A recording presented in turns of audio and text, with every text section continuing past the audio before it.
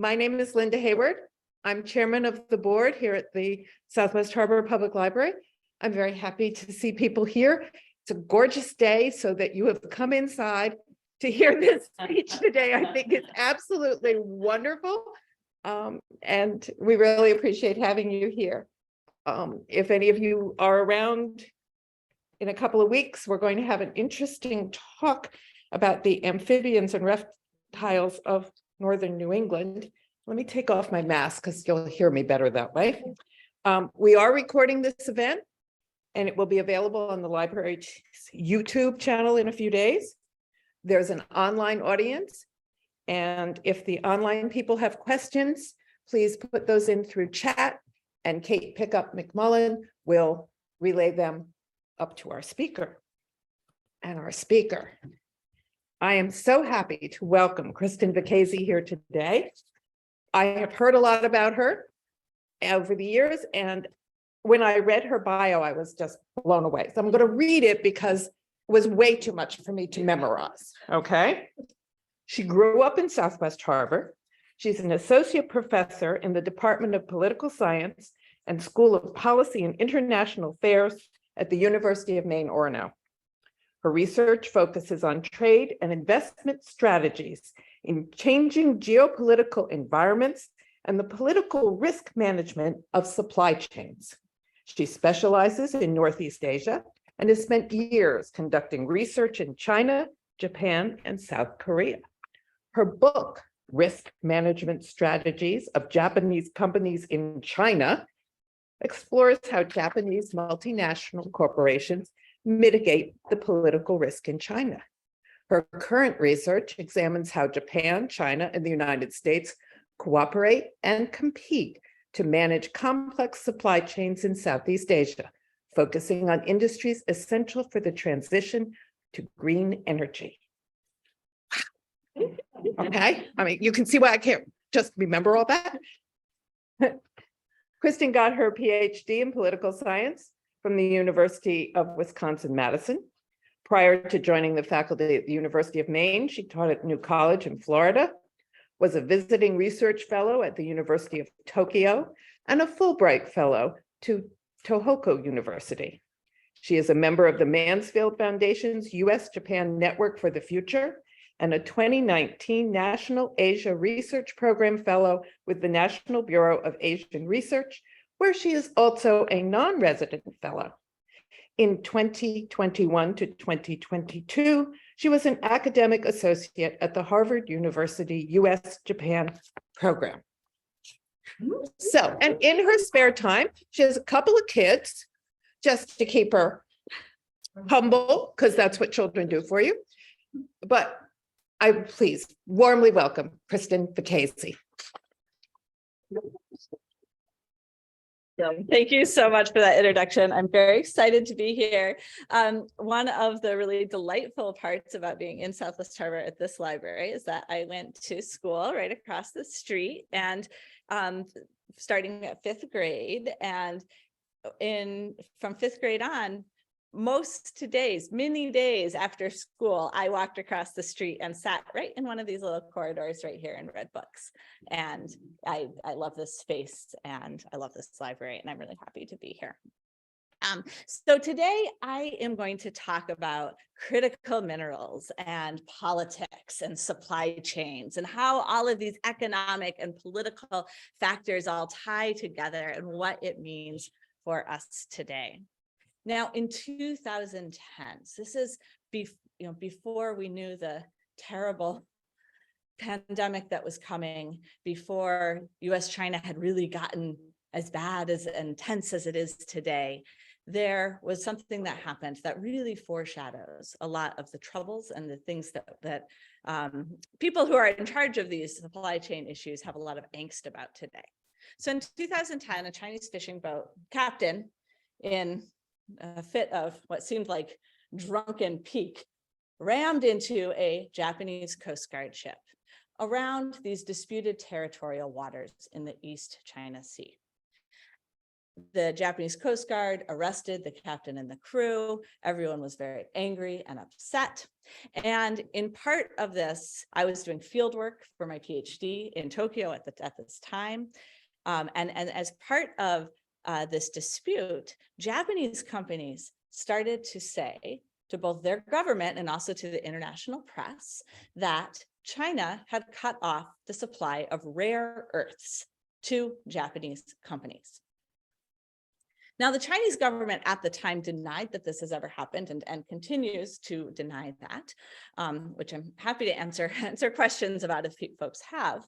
But what's really important here is that Japanese companies believed it was happening, and the government did as well, and they reacted with the belief that China had cut off these rare earths, at which time Japan got about 95% of their supply from China.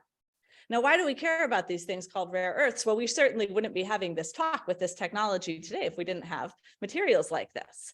They're in magnets, permanent magnets. I'll talk a little bit more about the technology later, but they're in many of the products that facilitate our contemporary life.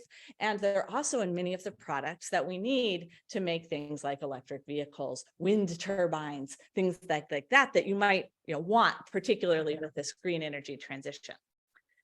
Now, I'm going to tell you the more complex story of what Japan did in response later in the talk. But I bring this story up now because these issues of economic statecraft, of potentially using these choke point technologies or materials for some sort of foreign policy goal, these tie into some of the big issues of the day. How do we balance economic growth, national security concerns with other commitments we might have to trade, free trade, economic efficiency, right? doing what our economies are best at? How will national governments and companies try and adjust to what we all see now with this post-pandemic, mid-pandemic situation of these revealed vulnerabilities in supply chains and supply chain problems? And also, how are various national governments around the world, as well as companies around the world, adjust to the tensions and the problems for other countries that are created by US-China competition, right? This situation that's already here. So there's lessons to learn here, particularly from these critical minerals. I'll talk mostly about rare earths. I'll bring in a few others. The story I tell about rare earths could also be told about many other minerals, and I can speak about many of them if folks are curious. So I'm going to lead into this. And before I get to my rare earth story, I'm going to talk a little bit generally about how we got here with supply chains. And the reason that I'm doing this is in part because it ties in with this year's Camden Conference theme about global trade and turbulence. And so, so I'm going to give you a bigger picture, and then we're going to start zoom in to tell the whole story.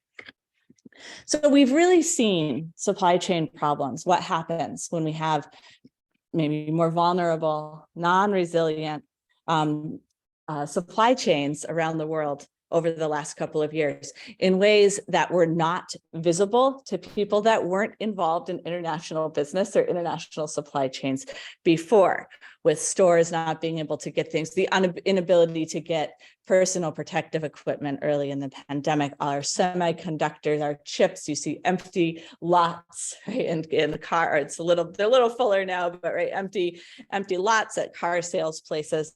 And we have this very visible problem. So how did we get here? So when we think, supply chain bottlenecks right there. When we think about international trade in a very pre-complicated supply chain world, where we had less complicated supply chains, although still supply chains, you might have something like this. You might get raw materials from another country, like you get your rubber from somewhere, your oil, your petroleum, maybe some of your metals. And then your specialized components or equipment might be made by another company. They might be made by yours. And then, you have a company like GM or Ford or Toyota or something, go back to Toyota, that makes a car. Most of the research and development, the design, the component manufacturing, things like that are happening within a single company. And so you have what we call horizontal integration, right? A lot of this is happening within it. And then in a separate supply chain, you'll have something else. They'll make TVs. You can trade your cars and cars and your TVs, and people are making money. So we have supply chains here, and consumers are getting products. We have supply chains here, but they are fairly short. This is fairly short, and they're fairly simplified. Starting largely in the 1980s and then speeding up after that, a whole bunch of stuff changes in the world. And I'm going to talk on this very quickly, and I'm happy to speak in more detail on anything that folks are interested in. So it starts to get a lot cheaper to move things from place to place. Part of this is containerization, that we get bigger ships and you can load more things on. The point how far you can go and still break even, your break-even point gets a lot further. It gets global.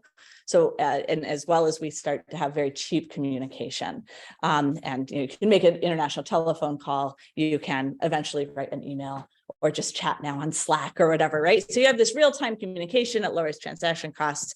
You have containerization, and right. So there's some technologies that start to make it really easy to engage in quick, fast international trade.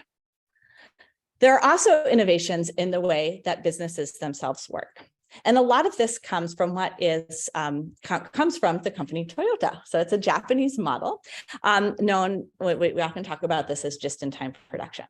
So Toyota noticed, and they have some other business innovations as well, but they noticed that one of the places where they were spending a lot of money, where they were losing a lot of money, if you want to think of it that way, was in warehousing. And so what they would do is they'd have their various subcontractors that were making their seat belts, their engine components, their bolts, their stitches, all of these things. They would order those parts. They'd have them in warehouses. When they wanted to make a car, they'd bring the parts out of the warehouses and put together the car, and then sell the car on the lot or send it off in a container ship to the United States, and it would sell here or Europe or whatnot.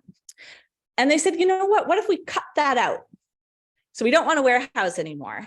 And what if we know what our business flow is going to be, and we're going to get those parts we need just in time. And we're going to make the car, and then we're going to sell that car down the lot again, just in time. And Toyota does this really well. They are able to cut costs a lot, be very competitive. And this model of just-in-time production starts to be emulated more and more. So what this means then is you start to have these very more rapid and ever evolving supply chains. I'm going to talk about which components and why in just a second, but we start to see the adoption of just-in-time production methods. We also see things like capital mobility. It's just much easier to move money from one place or the other due to many changes in the international political economy. So you can bank in different places. You can move your assets across borders much more easily. And we also see some political innovations like regional trade agreements that lower trade barriers. So it's just a lot easier for companies to base their production in lots of different countries. So we start to see much more complex supply chains where you might have your research and development and your product design, your branding, things like this. Think like Apple headquarters happening in one country, your raw materials being sourced in other countries, your specialized equipment for manufacturing happening in yet other countries still, or specialized materials, say those raw materials being changed into something else, your components being somewhere else, your final product assembly happening in yet another place. And then of course you have your transportation, your logistics, and your sales, and you start to see more complex supply chains. Now, this is still pretty simple and very stylized to show you, largely as a joke. This is from a McKinsey study of Dell's international supply chain. This is just, unpack it. I don't know, right? So that these become incredibly complex, detailed, multinational, ranging from maybe just 2, but maybe 30, 50 different countries where these different kinds of components are being made, where materials, chemicals are coming from, where the supply is, where the final assembly happens, right? You have very, very complex supply chains. Now, where these supply chains, which point and where they're happening also is chosen based on efficiency, where you can do it generally in the most cheap way, but also maybe with mitigating the various political risks or vulnerabilities.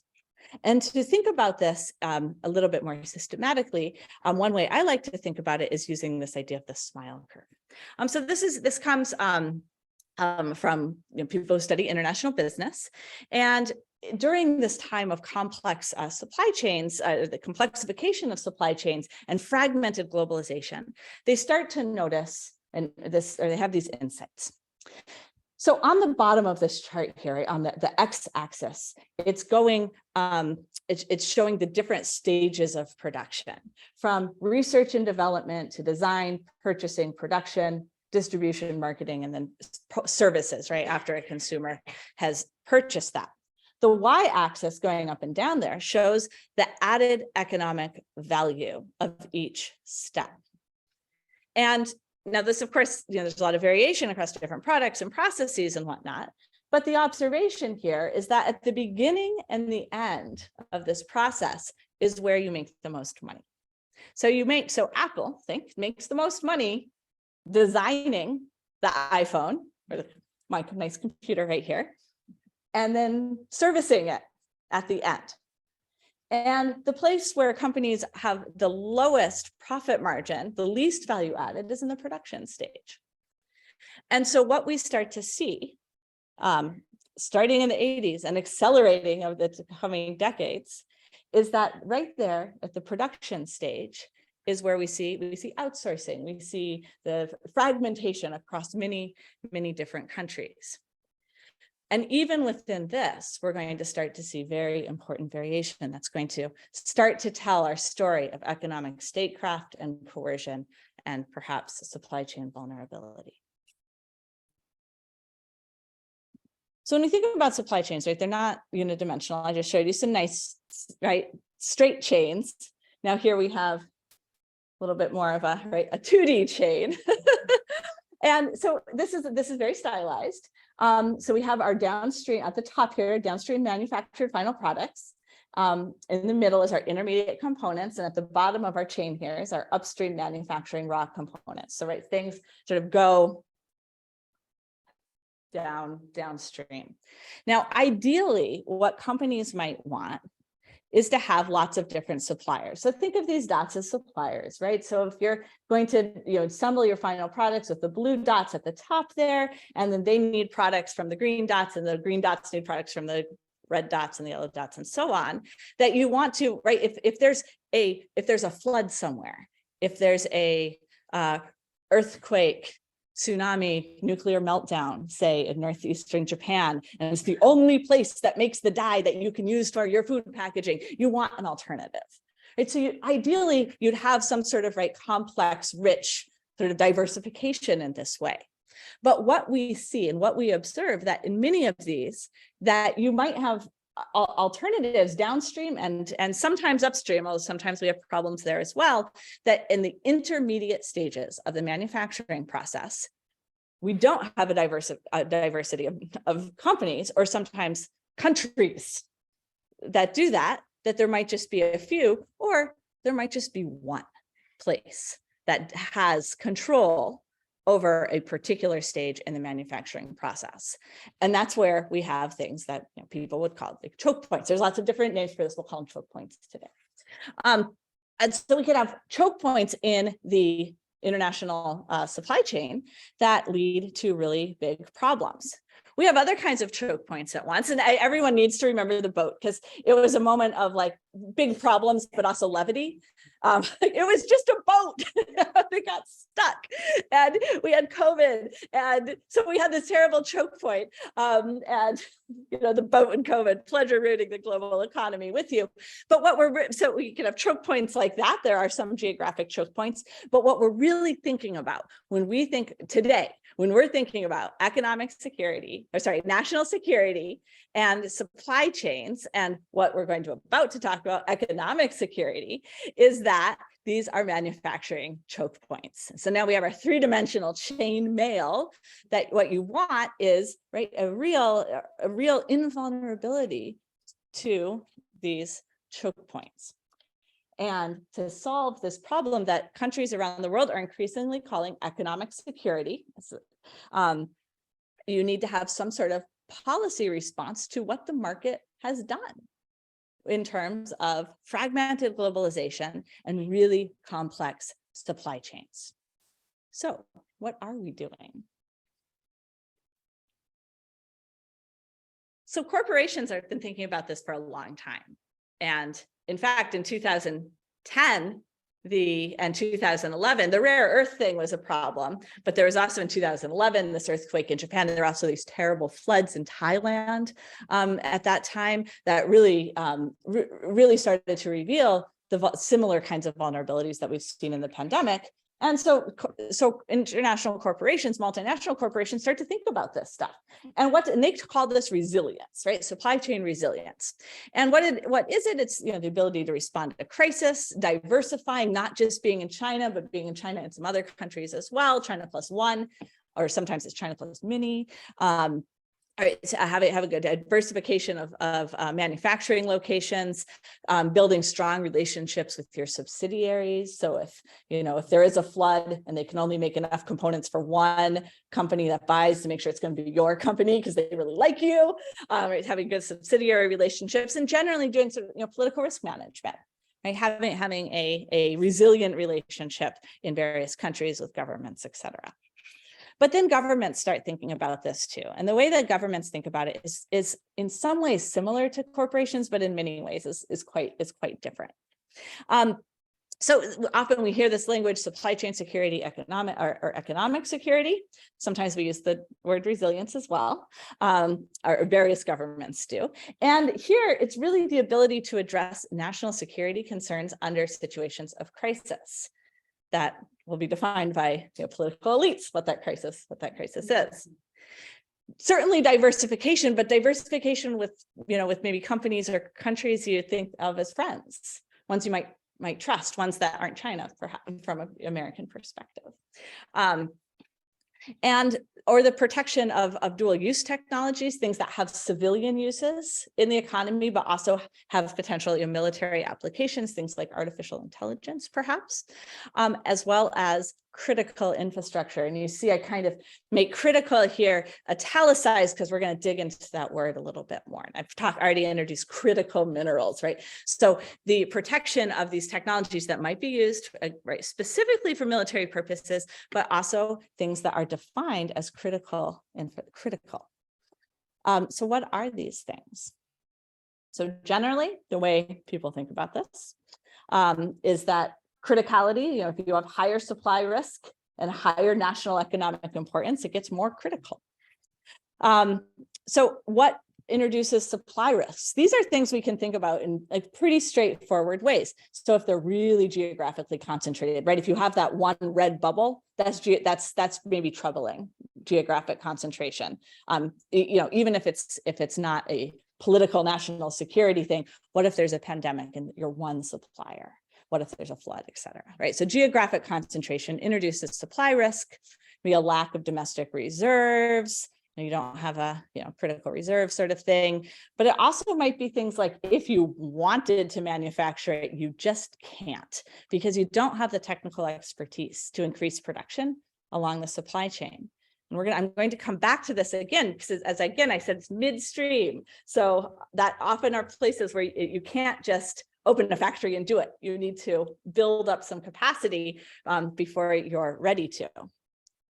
And lastly, there just might be barriers in place. If you have trade, high trade barriers, if there's export quotas, there's all sorts of ways that countries might not be able to import or export things that are important.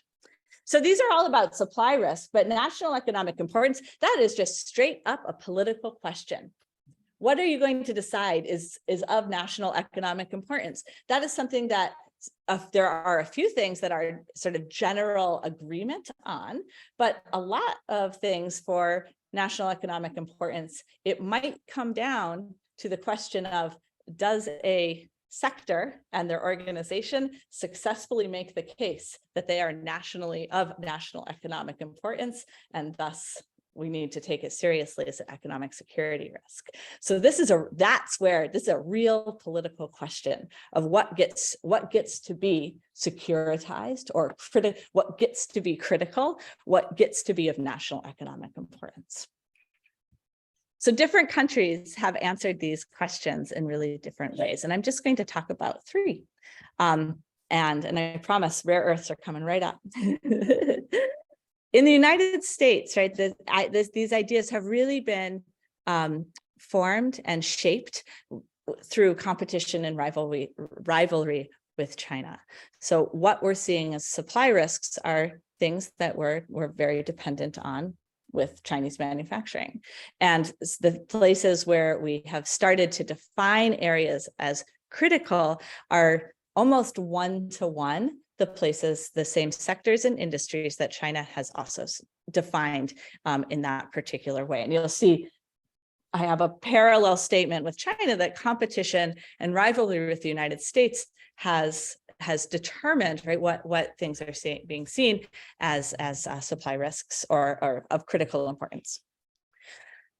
But there are some real important differences here, in particular with the United States.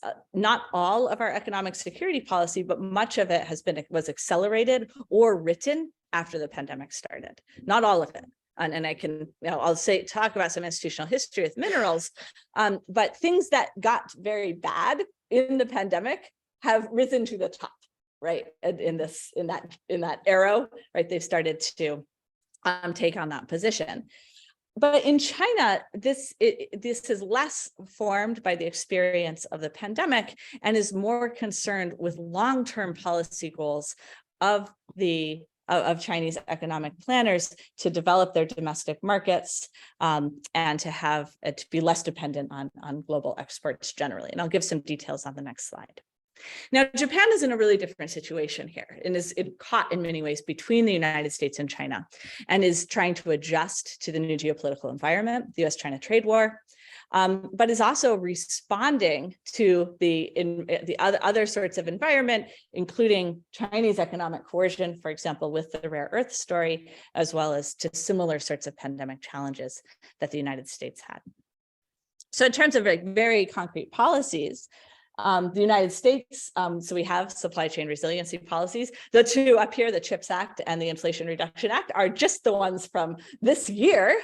But these are the most concrete policies that we've had, most comprehensive policies that directly address supply chain resiliency or security. Looking back, we've been doing a lot more things before that, including trade and investment restrictions, having trade barriers, particularly vis-a-vis China, putting restrictions on many Chinese technology firms, restricting their access to US technology, and US research, a lot more monitoring of inward Chinese investment through a congressional board, as well as trying to encourage American firms to come back to the United States or to go to countries that are not China. This is not the purpose of my talk, so I'm not going to talk about details there, but there's a great deal of interesting research on the success of reshoring efforts that I'd be happy to talk about if folks have questions. But I'm not going to go into detail otherwise. In China, there's a few different policies that China's been pursuing, and most of these, again, these predate the pandemic, and they also predate the US-China trade war. So I want to emphasize that because these are long-term Chinese domestic political economy goals that now are part of the international discourse. So two of these, the dual circulation economy and Made in China 2025. Made in China 2025 was a policy introduced in 2015, and it was trying to develop domestic technologies, many of which are on this critical industry critical policy list. Not all of them, but increasingly so. Things like batteries and components for things like electric vehicles. The dual circulation economy is an idea that's trying to develop Chinese domestic demand, and that products will be made in China and will both be for export and be for domestic consumption. So the idea is that they'll have it both ways. So right now, most of the products that are manufactured are exported. And domestic demand is fairly low. So that's a many decades old goal to increase domestic demand in China. So the dual circulation economy is another element of that's newer than Made in China 2025. And then there have been long-term plans written into China's 5-year plans for self-sufficiency in strategic and critical industries, many of which were made in China 2025, and some of which are newer. Japan, again, this country somewhat caught in the middle, has been following industrial policy for critical industries. I'm going to talk through this quite specifically in a few minutes, but it's state subsidization of diversification efforts, helping pay Japanese companies to leave China and go elsewhere. So there's been industrial policy that started decades ago for nearshoring or outside of China +1 policies. And then in 2022, just this year, Japan passed an economic security law that has accelerated these efforts and perhaps expanded them to lots of new industries. So it's fairly new, so we're not sure exactly what is going to rise to the top as something of national economic importance yet. But one of the things that we do know that in every single one of these cases, in Japan, in China, in the United States, also in Australia, Canada, South Korea, the UK, the European Union, probably a couple more, but that's a good list so far, is that minerals have been determined that they have high supply risk, high geographic concentration, and are seen as critically important to national economies. And so how has this actually worked? So this graph right here shows rare earths from 1994 through 2016. And I'm going to show you an updated graph in a few slides. So don't worry, you'll get to see the more recent years. But 2017. So you can see here that most of the production was happening in China. So this is mining production only. And I'll talk about midstream production for rare earths in a minute. But so here right at this moment right there, that's 2010, you have about 90% of the world's supply of rare earths are coming from China. Now, rare earths, as I mentioned, are used in all sorts of things that enable our contemporary life. One of the big things that we use them for is to make these really, really powerful magnets, and called permanent magnets. And you need magnets for lots of things. They're in electric vehicle motors. You need different critical minerals for the batteries that are in electric cars, but you need these for the motors. We have them in our computers. When your cell phone vibrates, it's a tiny little permanent magnet in a motor that's slightly off balance, so it's vibrating. So we have them all over the place. Demand for permanent magnets is only going to go up, up, up. This particular graph just has an estimate for 2025 here. And you can see for automotive parts in particular, it's expected to go up. In general, in the future, if we want to continue to make the technologies that we seem to be adopting, we're going to need somewhere between like 10 and 80 times more of these materials than we have in circulation today. So this is something, right? We want these things. There probably aren't enough of them that are being mined and processed today. And because they're called rare earths, people often think this is because they're rare. They are not, in fact, rare. So the map I had at the beginning is this map right here. We'll return to it. This is a map I made that from research done by the U.S. Geological Service, a survey. And so the orange dots on this map are mines that are currently working or have been identified as they could get up to speed quickly. So a few of these are not actively, that are orange, for example, the one in Greenland, are not actively producing yet. But the USGS was pretty enthusiastic about it. And then there's a few that I also identified that I knew were active that USGS had it. Rare earth industry is incredibly opaque, and there's one of the issues with this industry is that there's just terrible data on all aspects of it. So it's a fun fact-finding mission, but really challenging. But then all those green dots, those are all places that have rare earth deposits, but aren't being mined. And there's a lot of reasons for that. One reason is that it's an incredibly environmentally destructive process. Nobody wants a rare earth mine in their backyard. Think radioactive runoff. It is terrible. It's a really environmentally destructive process. I mean, people in general, right, don't want mines in their backyards. Rare earth mining is particularly bad.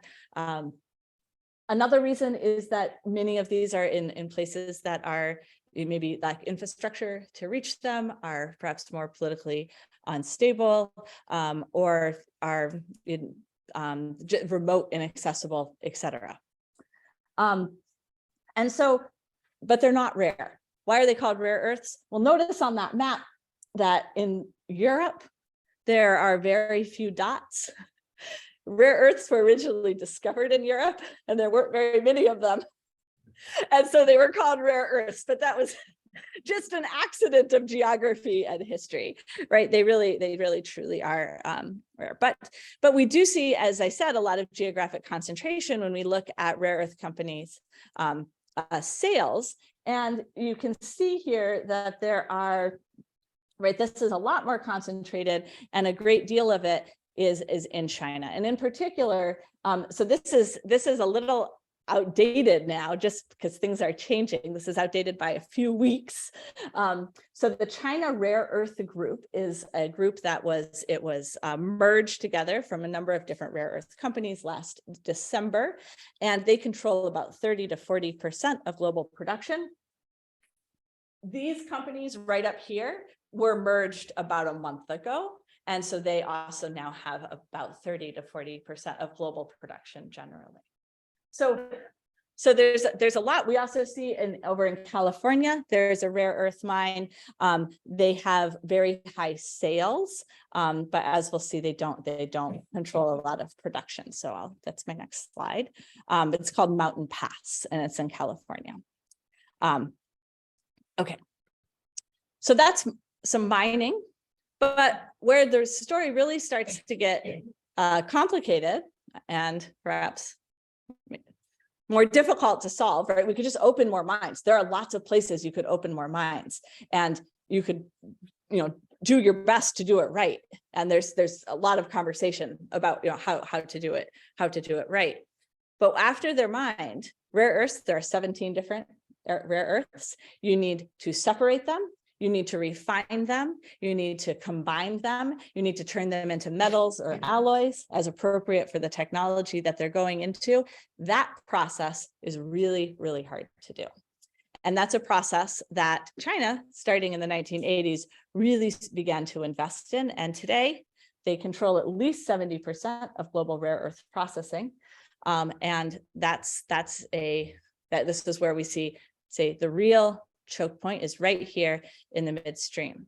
To give an example of this, we do see, so there's that very large company, Mountain Pass in California.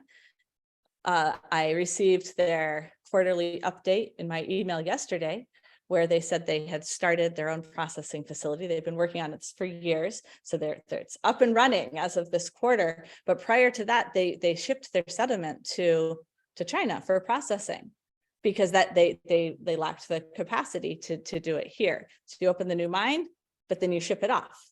And so that's where much of it is happening.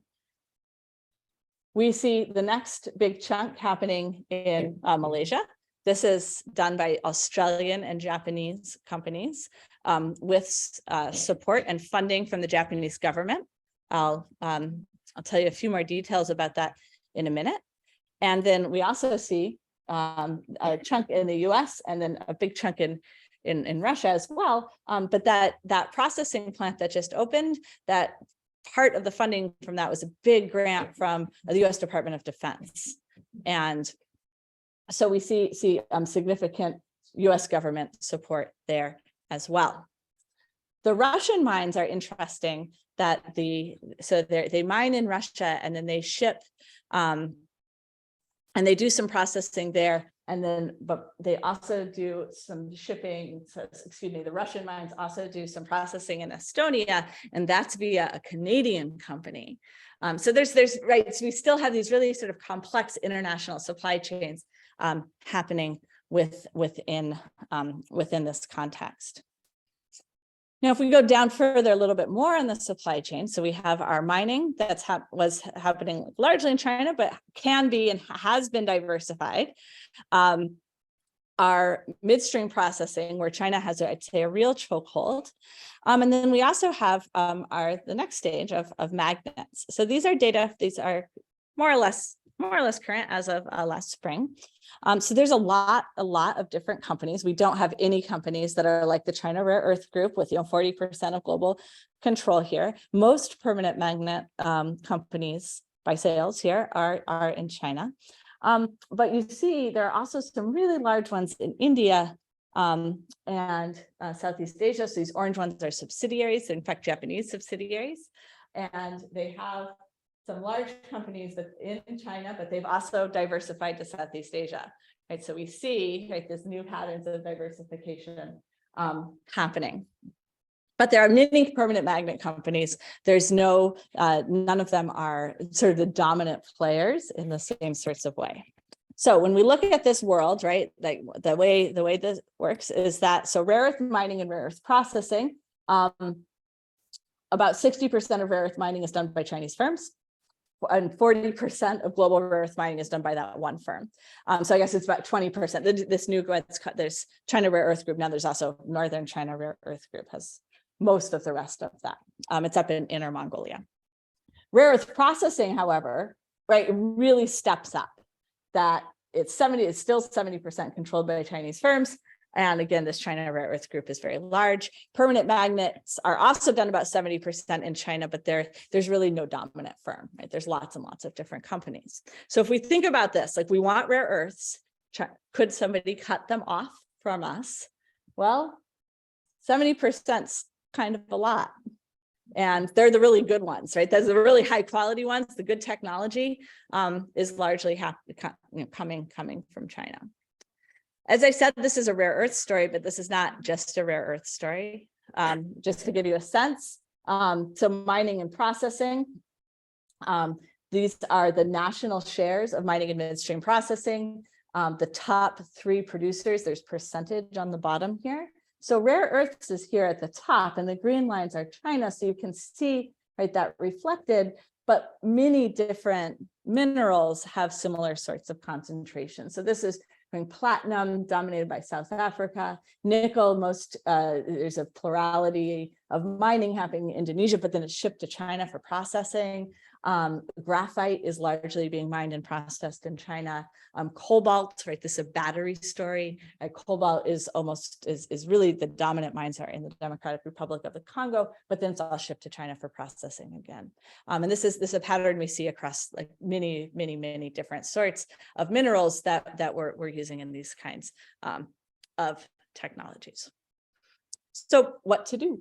Right? What do you do about this? So Japan, after I already told you this story, this was the Coast Guard video. It got leaked to YouTube. This is a still shot from it of the boat coming and smashing into the Coast Guard. So they undergo this incident and really feel that China has used economic coercion against Japanese firms.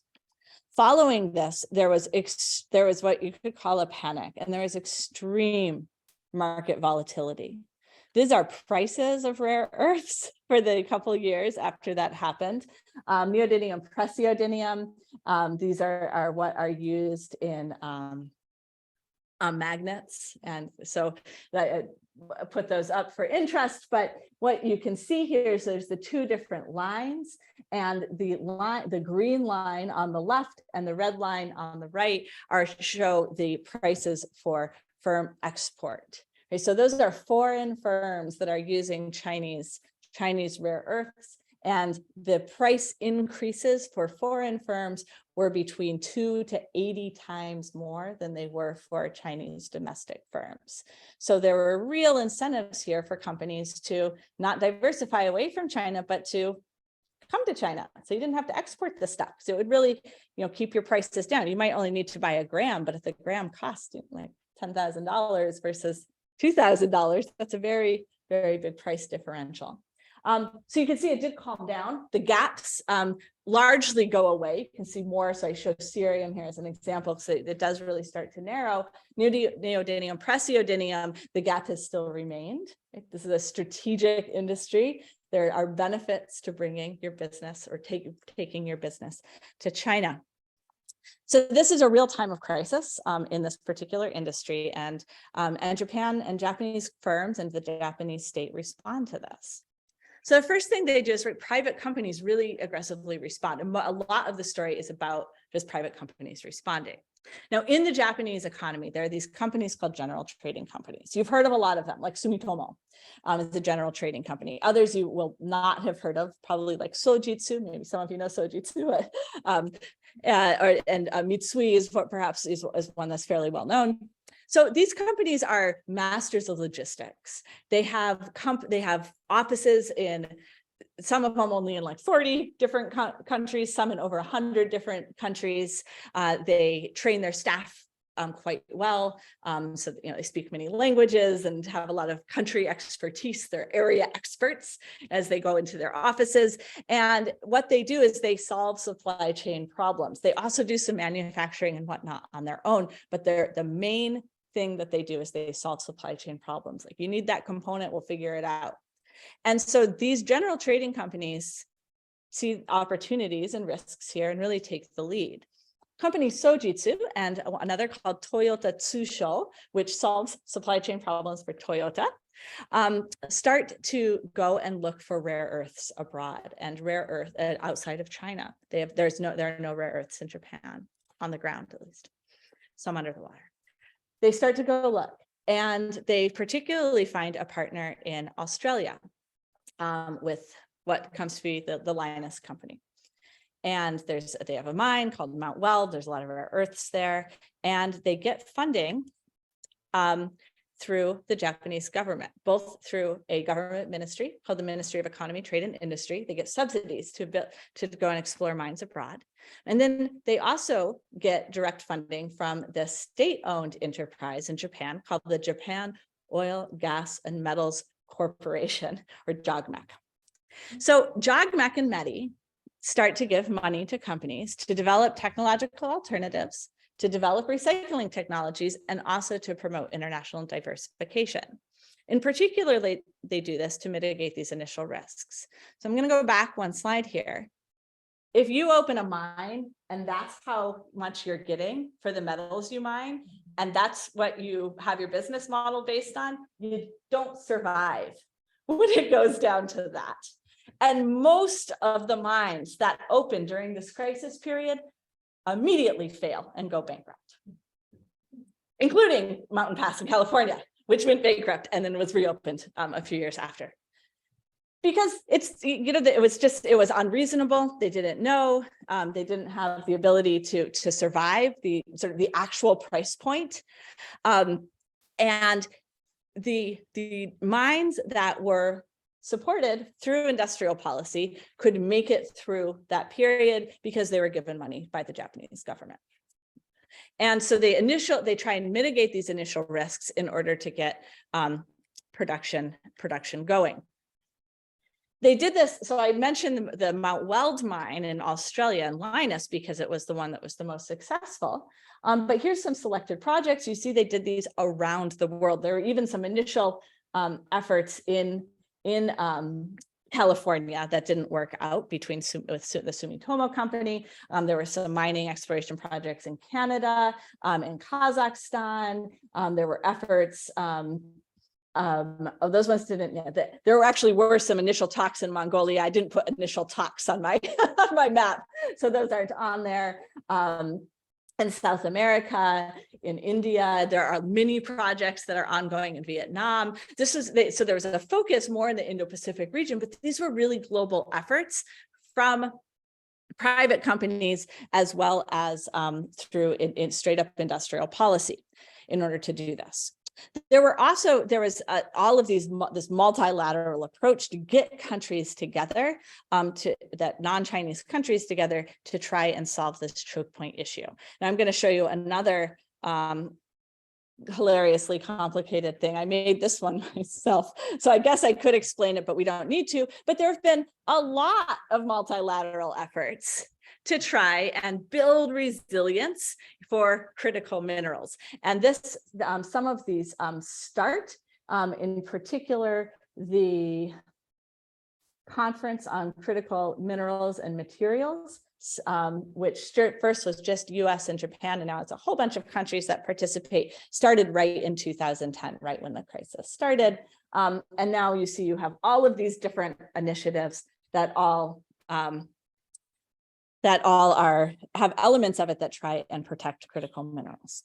Now, did it work? Well, yeah, actually, it did. Partially. So you can see right on this map right here, so this is the United States, Japan. These are imports from different countries.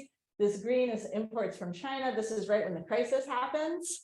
You can see initially they're like, we can't get stuff from China. They start getting stuff from China again. The diversification efforts start to work. And the import dependence on China really goes down for Japan.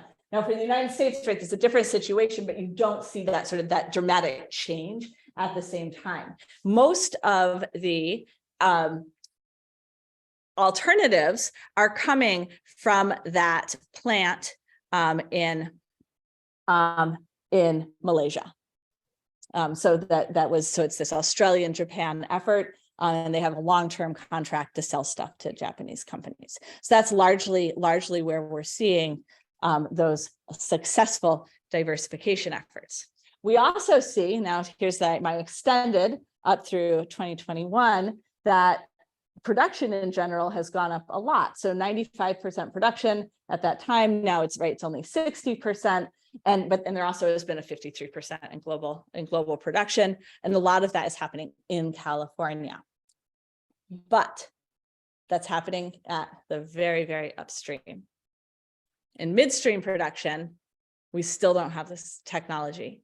And I'm going to show you a couple of graphs to demonstrate this, but China has invested very, very heavily in education, in technological expertise, they have the largest number of PhDs. They have multiple peer-reviewed journals that are just about rare earths in China. They have a research to industry pipeline.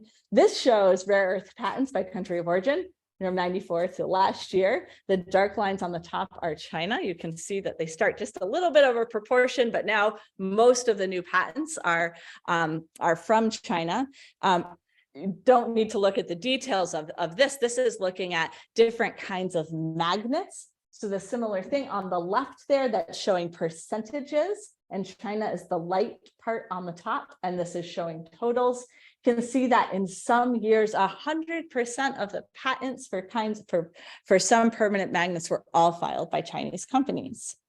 And this is like they have invested in this technology. And so to build a diversified or resilient or secure, however you want to talk about it, supply chain, you need to solve that problem. And that problem is right, really, really tough. Yeah. I was right. So we can't get past that, the Chinese rare earth industry. Okay. Yes. Luckily, Frodo's on it. Okay. And so this is right a real challenge. So there are so this here shows a critical minerals mine coming in 20 years. Right? But there are, I think, some lessons here when we think about supply chain resilience, how to overcome particular blockages, manufacturing choke points, et cetera. that in Japan, and I could tell you a very similar story about South Korea and also frankly about China, that coordinated comprehensive industrial policy with really international components helped them. Now, this is not something that the United States has some sort of experience doing. Japan has more experience doing this kind of work. Now, more, and particularly in funding their own companies to take these sort of more risky kinds of international adventures. In the United States, we have started to venture into straight up industrial policy, particularly, right, the CHIPS Act has done this with semiconductors. And we're even funding partnerships with foreign firms, bringing them to the United States, with Taiwanese firms in particular. And also we're starting to incentivize the magnets and batteries and whatnot with the Inflation Reduction Act. And we'll see how we'll see how that goes. Our partners and allies are pretty upset with us with the way that it's being implemented. So there's, I think, some rocky shoals ahead in terms of how that's going to come to fruition. But what the United States has been doing is being part of that messy multilateralism picture that I showed. The United States is in almost every single one of those initiatives and is a leader in some of them and a joiner in others. And other countries, for example, Japan, also South Korea and Australia, have been really active in building this resiliency and this diversification.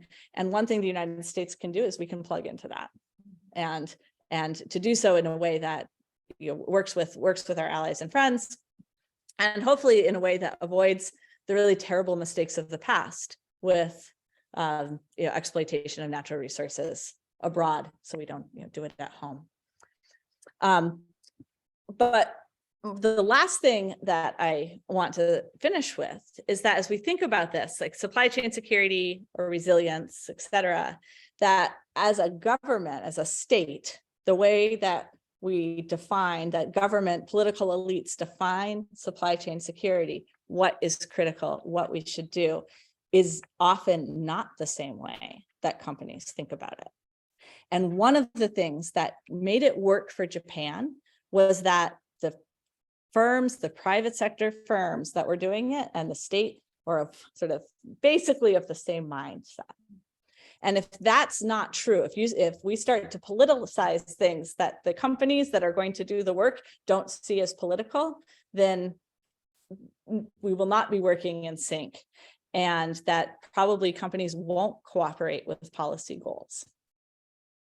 And that's going to be making supply chains more resilient just much, much more difficult. So I'll stop right there, and I am excited to take your questions. Thank you very much.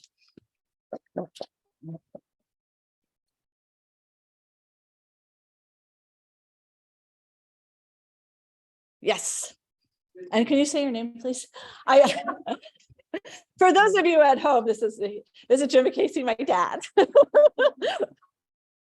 It's in our current political landscape, are there striking differences between the way different groups see the urgency or the way through this path?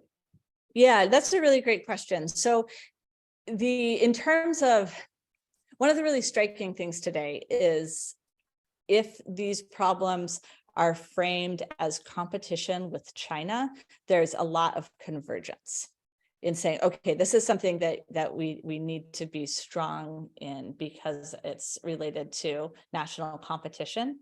But when you get down to the nitty-gritty details, there are many different coalitions, and in particular, the different business groups and business associations have wildly varying perspectives on whether they even want these sorts of policies. And when you get, and even within the industries themselves, there's a lot of different variation. So that's, and it comes down to one of these very core political schisms of how much should the state intervene in the economy, right? And I mean, that's just like, that's the one of the core divides. And so there are places where we've seen convergence on that idea, and things like with the military industrial complex.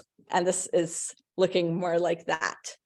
So it's something like, oh, well, obviously we need to fund that because it's about national security. So if a sector wants to, right, sort of be able to, plug into the funds, you become a critical industry. You become securitized. You make yourself a sector of national security in order to do so. And so, one of the things I'm doing in my research right now is I'm tracing which companies and which sectors are doing that in different comparative contexts. And I'm still in the fairly early stages of that, but minerals is one where we actually see a lot of similarities across different countries, but then semiconductors, we see a lot of divergence. Yes. I'm curious about the events in Greenland and Yeah, around there. This comes back to the question of whether there is an effective mitigation of the damages now, and whether those measures are being taken by the Japanese, for example, in their investments, the Australians, and so on. Yeah, that's a really great question. So, to give a little bit of background, there was a lot of. Oh, absolutely, of course. So the question is about the controversies about mines, rare earth mining in Greenland, and whether there actually are effective ways to mitigate environmental damage, and whether Japanese, Australian companies are using those methods as they. Is that a fair summary? Great. Right. So in Greenland, there was, oh gosh, a year ago-ish, an election. And one of the issues that was an electoral issue was whether or not there would be permits for rare earth mining. And the anti-mining coalition won the election, and so the mining projects didn't move forward. And one of the big concerns was that it would be really environmentally destructive. And so the way that I think about this is, it was the way that mining was done in the past was like the absolute worst, and now it's the medium worst. So it's surface mining. It's very destructive. There are ways that you can. They've got, and in China now it's much cleaner than it used to be, and they have really strict regulations. The people that I have talked to in the field that have worked in Chinese rare earth mining from Western countries, they've worked in the sector for 3 decades or so, that sort of thing. It was sort of like do as you will, but now it's no, do it this way, and it has to be this clean or else you're in jail. So it is really enforced now in a way that it wasn't before. And there are things, ways to clean up the runoff and that sort of thing. In Mountain Pass in California, they're using a lot of those techniques, but it's still messy mining. And so, if I was a voter in Greenland, I probably would have voted no to the mines too. So in the Japanese supply chain, the way that it works is that Lynas is mining in Mount Weld, which is in Australia, and they're actually expanding to another mine right now that's also funded by JOGMEC and Sojitz. And then they ship that to Malaysia, and the processing happens in Malaysia. Now, processing is also really environmentally dirty, and there have been a lot of problems in the Malaysian, it's called the lamp plant, and enough problems that they might need to relocate. So yeah, kind of they're doing it well, but there also still are all sorts of environmental and social issues. So I don't know, I'd give them a C. More needs to be done.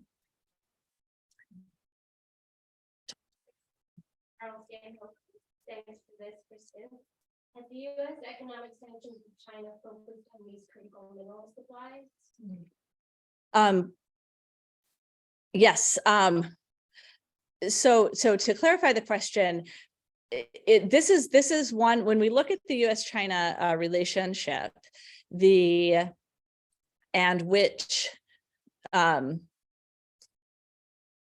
sorts of economic damage that the United States can do to China and the sorts of economic damage China can do to the US.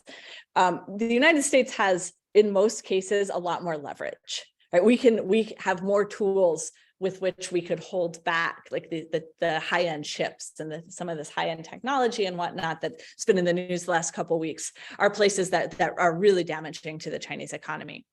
China has less ability to do so to the US, although there are these choke points. Critical minerals are one of those places that China could use vis-a-vis the United States as probably very effective economic statecraft. China has not done that yet. And so it's possible that they will. China watchers are all like, this is the time right now, because there's just these big new restrictions from the US against China. And some of the commentators out there are saying, okay, now we're going to see something with rare earths in the next month or so. It's a very risky move to make, because when you do that, if China restricted rare earths to the US, then there's no question, like, we'd be all in, let's make it happen. Like, let's build the domestic industry, whatever it takes. But right now, like, it's kind of complacent with the status quo. Japan was hit with it. And what did they do? They responded.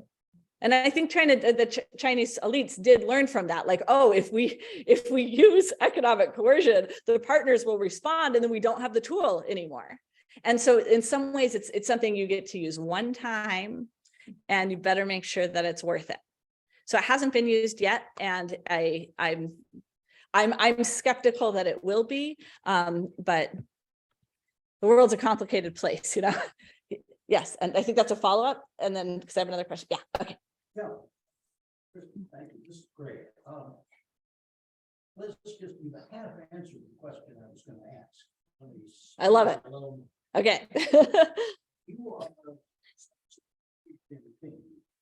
making sure that China keeps its potential to disrupt American and Western and Japanese industry with rare earths, although you would believe that this is not the time to do it. What policies do you put in place to keep that potential, knowing full well that the trends are exactly to diversify, not just the mining and not just the end use, but to get back in the technology game at that middle processing level and so on? How do you keep your semi-monopoly? Yeah, that's a great question. And I'll go back to one of my slides here. And I don't have this particular graphic. I do have it updated, but I'll just stick with this because the story is about the same. One thing I would do is I would make sure that I make plentiful and cheap rare earths available to the world. And so if you want to open a new mine, it's going to be expensive, and no one is going to make a profit. And in order to keep the mine open, you're going to need, a lot of assistance. You're going to need a soft landing pad as a private company, because you can't break even at that price point. And that, that's right. So very much like, not anymore, but a little bit now, but like OPEC in the 70s, that they are the key producer. And so if they can control the global price.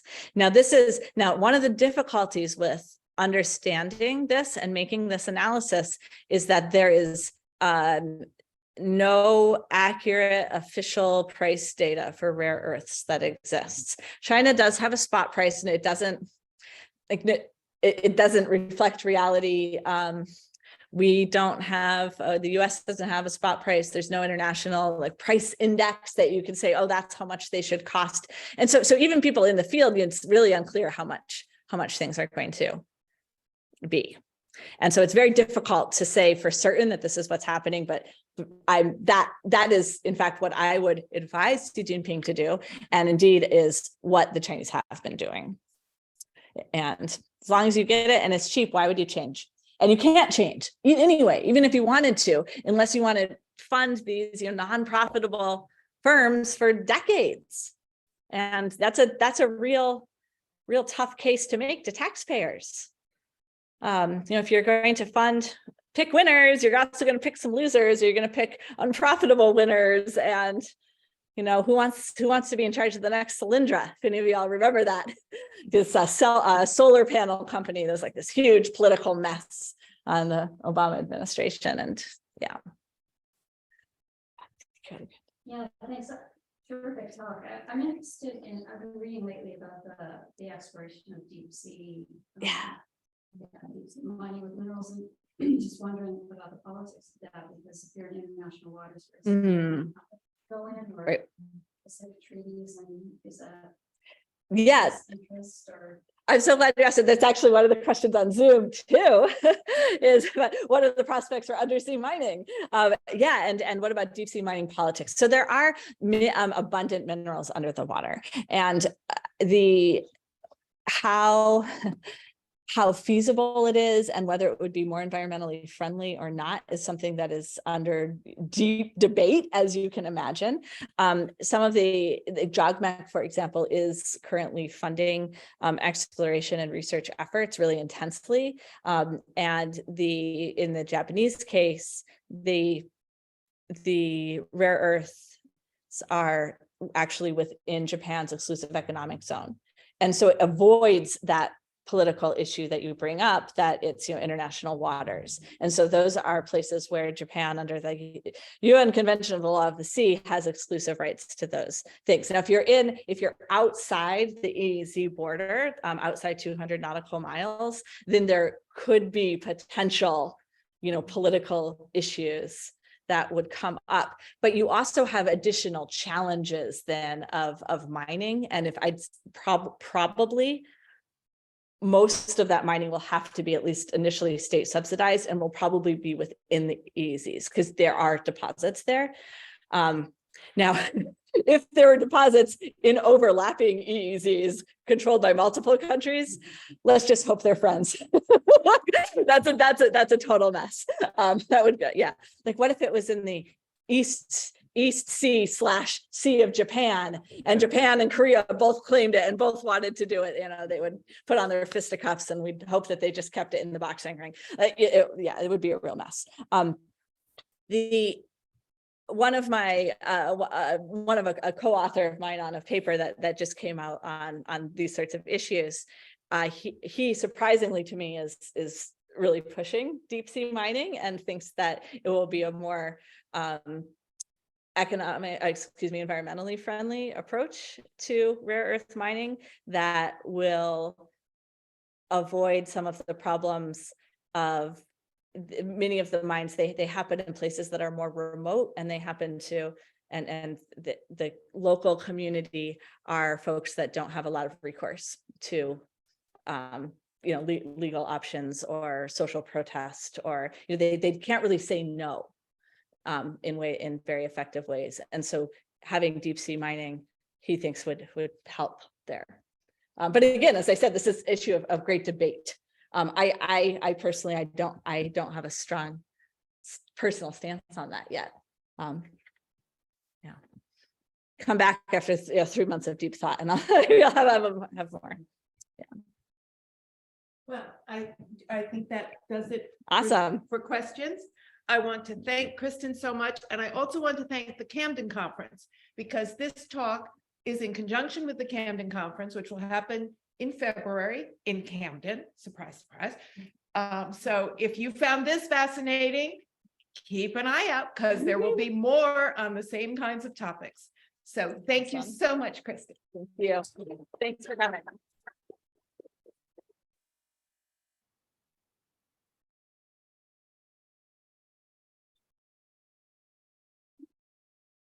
There's Lyra with a snake.